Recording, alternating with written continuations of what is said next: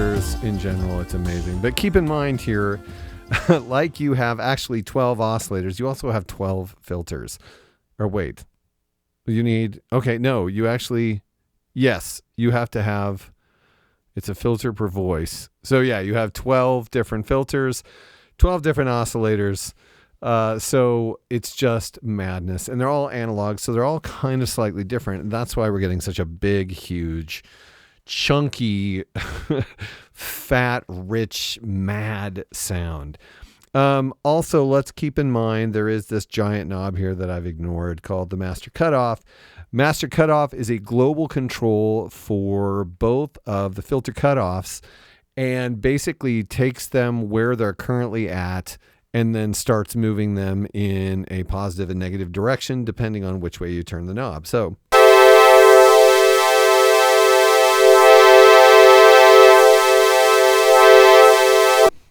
let us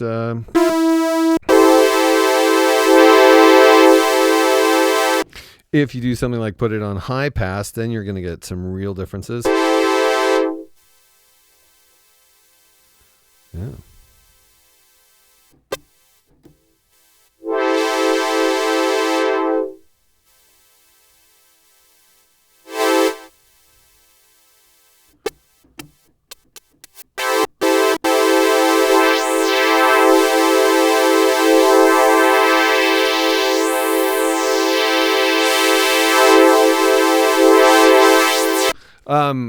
And, you know, basically you can also do kind of a bandpass effect where you set one filter to be addressing a certain frequency range and then the other one a different frequency range, and you'll get beautiful phasing, chorusing effects like the ones that we were just hearing.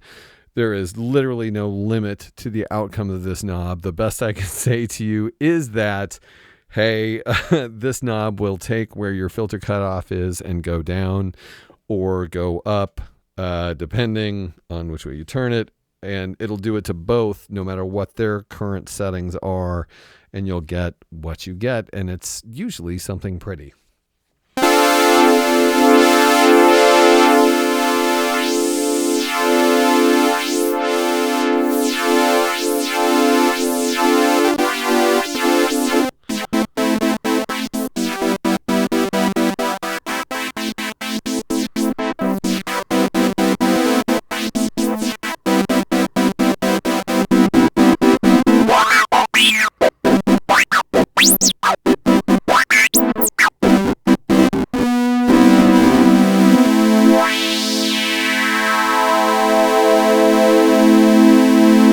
Let's see what it sounds like when we have it in series.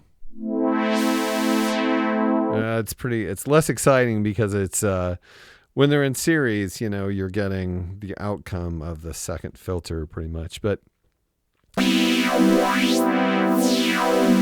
somewhere in the middle between series and para, which you can voltage control, by the way, it's continuously variable.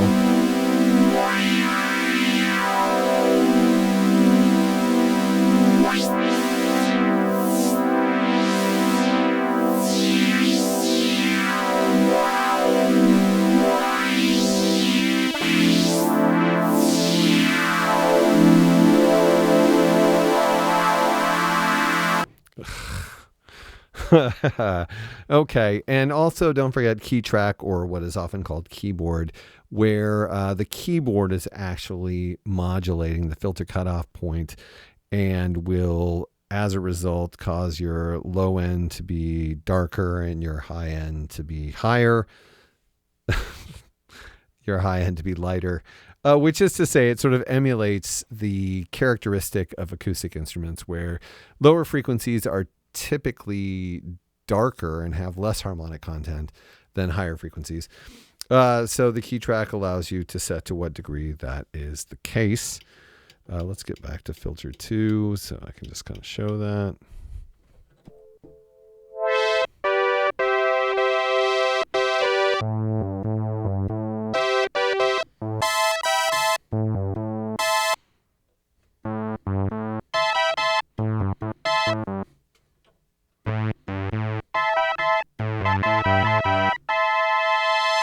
So as I turn it up, you can hear the highs getting having more high content, and the lows having low, less high content, more less low high. That's kind of what we're going for.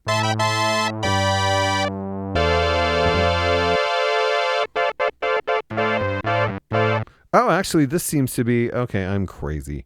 I think this is bipolar. That explains something. Okay, so I wonder, because I thought, God, it sounds like the high end's getting darker. Okay, let me start over. The key track, when set to the center, is just the output from the filter. As you turn it to the right, your highs are going to stay high, but your lows are going to be darker. Your highs are going to have higher frequency content, and your lows are going to have lower frequency content. As compared to this in the center. Or if you go to the left, the opposite becomes true, which is cool. If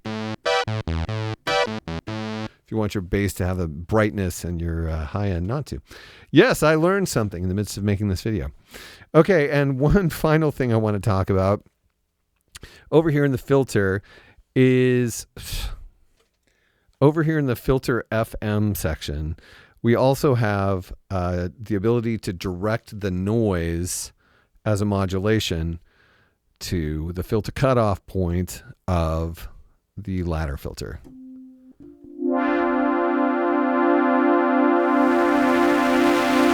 And of course, what you have your noise set to, which we haven't even talked about yet, will decide what that modulation is going to sound like, because you have dark and light noise.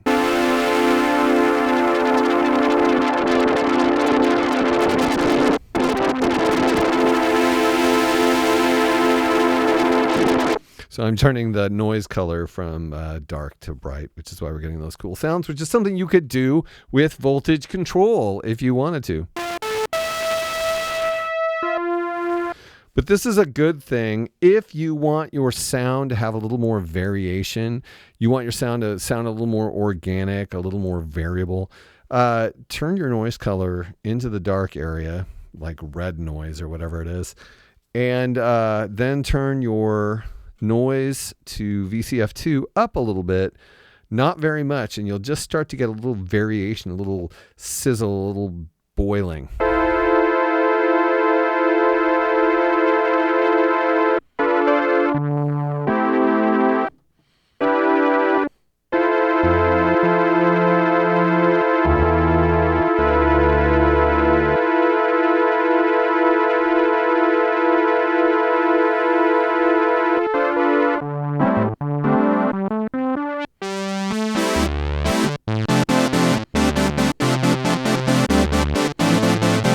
It'll give your filter more life and make it sound, again, more vintage.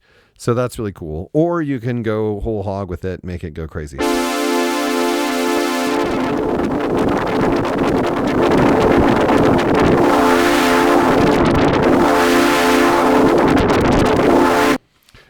So yes, that is another thing that can be done.